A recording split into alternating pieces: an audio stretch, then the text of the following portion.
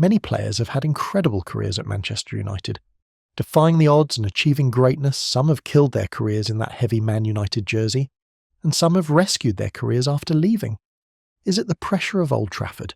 Is it the lacking winning mentality and diminished culture of the club, or is it just the lowering standards of tactics and players compared to those of prior years? Anthony.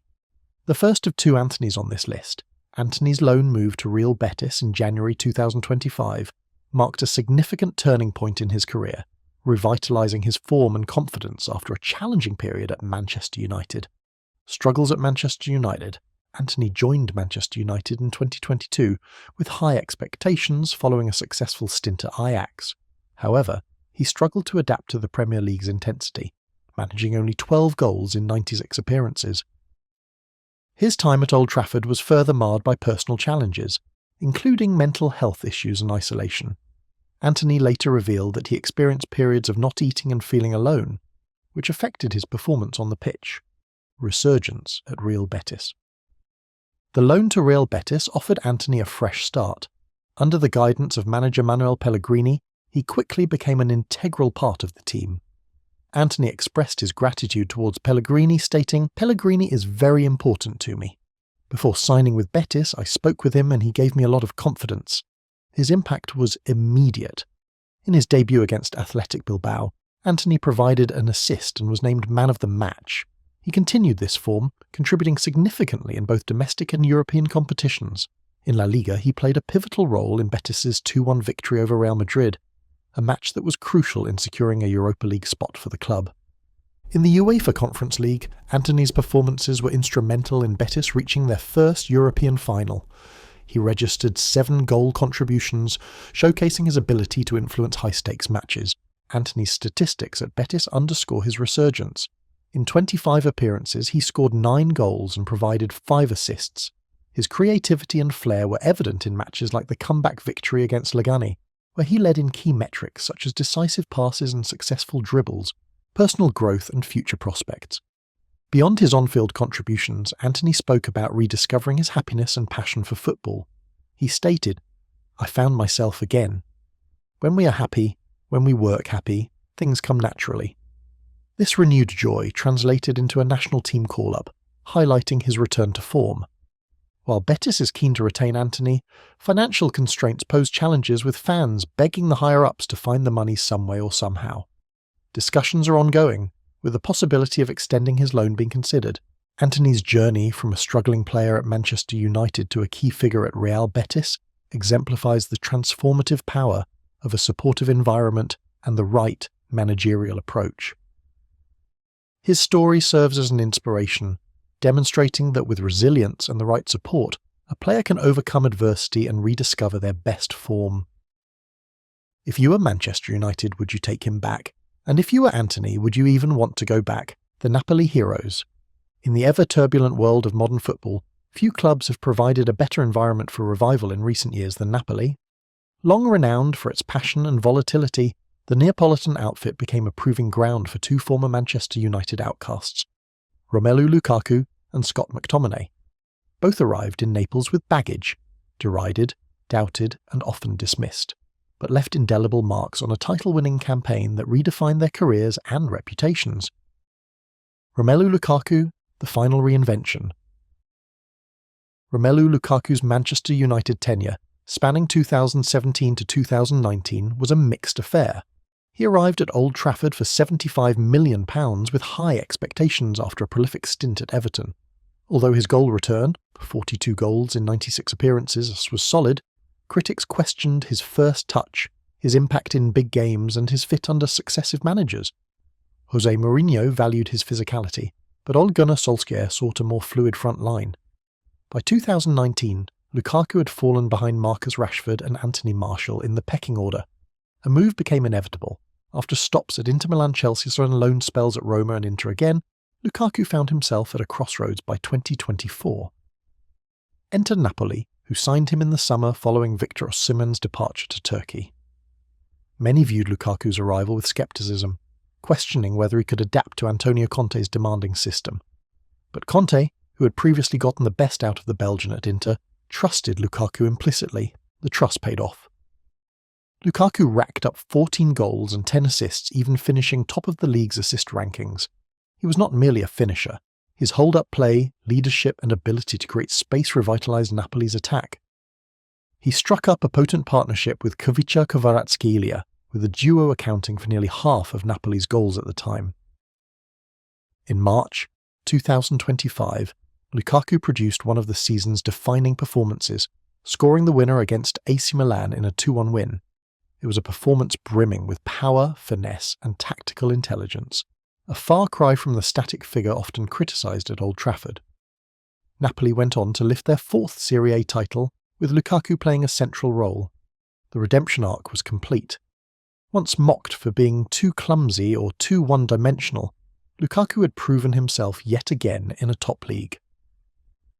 Speaking after Napoli's title celebration, he said, "I never lost belief in myself. Sometimes the environment just doesn't suit you. Here, I feel trusted and understood." Scott McTominay from fringe player to MVP. If Lukaku's struggles at Manchester United were well documented, Scott McTominay's were quieter but no less poignant. A product of United's youth system, McTominay was admired for his work rate and professionalism but often viewed as a symbol of the club's stagnation.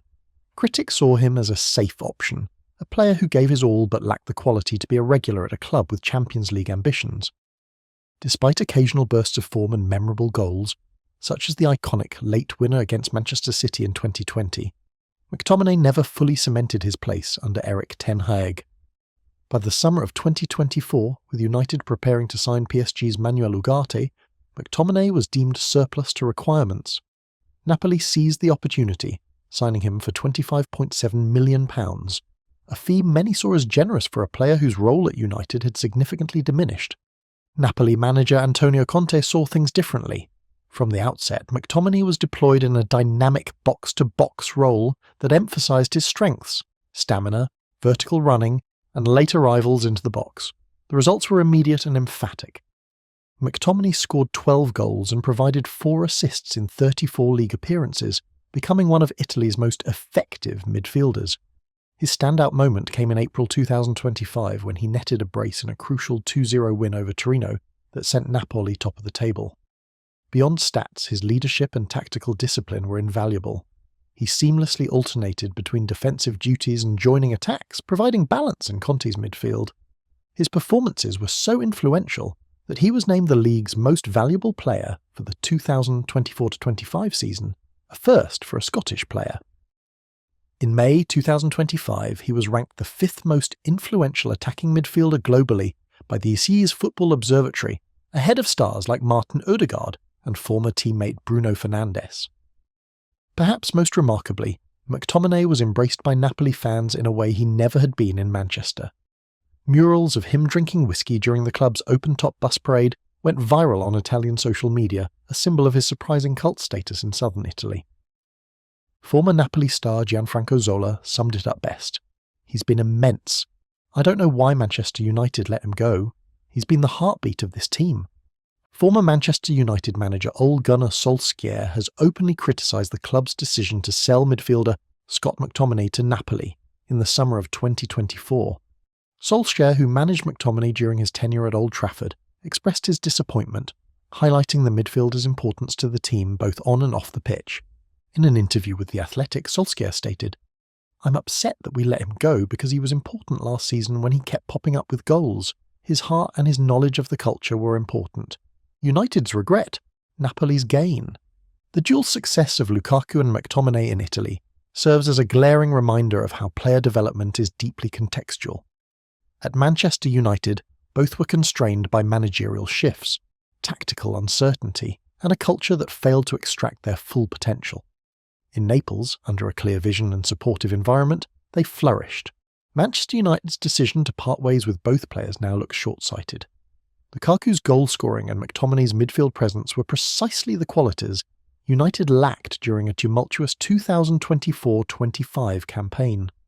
While Naples celebrated another Scudetto, United finished trophyless and faced more questions about their recruitment and squad-building philosophy. Meanwhile, in the shadow of Vesuvius, Lukaku and McTominay stood tall, not as cast-offs, but as champions. Elanga, Another Anthony who struggled at Manchester United is Anthony Elanga. The Englishman's move to Nottingham Forest in July 2023 marked a significant turning point in his career, transforming him from a peripheral figure at Manchester United into a key player in Forest's push for European qualification. Struggles at Manchester United, Elanga joined Manchester United's youth academy at age 12 and made his senior debut in May 2021. Despite early promise, including winning the Jimmy Murphy Young Player of the Year award in 2020, he struggled to secure regular first-team football. Over 2 seasons, he made 39 Premier League appearances, scoring 3 goals. Under managers Jose Mourinho and Ole Gunnar Solskjaer, Elanga often found himself on the fringes and his development stalled. Former United coach René Meulensteen criticised the club for letting Elanga go, stating that he embodied the qualities expected from a United winger, and questioning the decision to sell him. Revival at Nottingham Forest. Elanga's transfer to Nottingham Forest for a reported £15 million provided the opportunity for regular first-team football. Under manager Nuno Espirito Santo, Elanga has thrived in a system that emphasises wing play and counter-attacking football. In the 2024-25 Premier League season, he made 38 appearances, scoring 6 goals and providing 11 assists, playing a crucial role in Forest's ascent up the league table. One of his standout performances came on April 1, 2025, against his former club Manchester United. Elanga scored the only goal in a 1-0 victory, completing an 85-metre solo run in 9 seconds, a goal that drew comparisons to Cristiano Ronaldo's iconic counter-attacking strikes during United's glory days. Tactical adaptability and impact. Elanga's versatility has been a significant asset for Forest. While primarily a winger, he has adapted to various roles across the front line. In a match against Brighton on February 1, 2025, he provided a hat-trick of assists in a 7-0 victory, showcasing his ability to influence the game beyond goal scoring.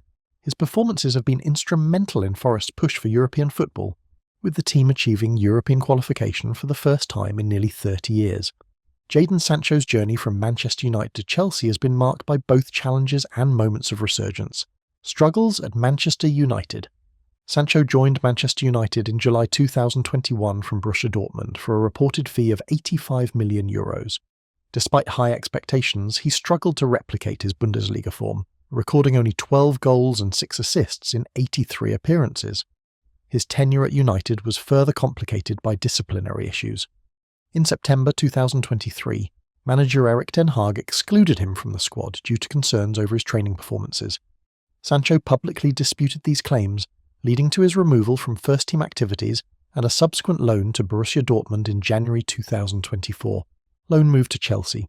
In August 2024, Sancho joined Chelsea on a season-long loan, which included an obligation to buy for £20 million plus £5 million in performance-related add-ons, contingent upon Chelsea finishing above 14th in the Premier League. He expressed enthusiasm about the move, stating, "Chelsea is iconic. I have the opportunity to play for this club like my idols." Performance at Chelsea. Sancho made an immediate impact, providing 3 assists in his first 3 Premier League matches. He scored his first goal for Chelsea in a 5-1 victory over Southampton, and followed up with a long-range strike against Tottenham Hotspur. In the UEFA Conference League, he contributed significantly, scoring in both the semi-final first leg against Djurgården and the final against Real Betis, helping Chelsea secure the title. Inconsistencies and future uncertainty. Despite these highlights, Sancho's form fluctuated. By March 2025, he had amassed 2 goals and 6 assists in 28 appearances across all competitions. Chelsea began reconsidering the obligation to make his transfer permanent and have now decided to pay a £5 million penalty to avoid the deal. Sancho's tenure at Chelsea was a mix of promising performances and inconsistencies. While he had shown glimpses of his potential, the Blues have ultimately chosen to send him back to Manchester. Will United finally manage to get the best out of him, or will they ship him off to another club?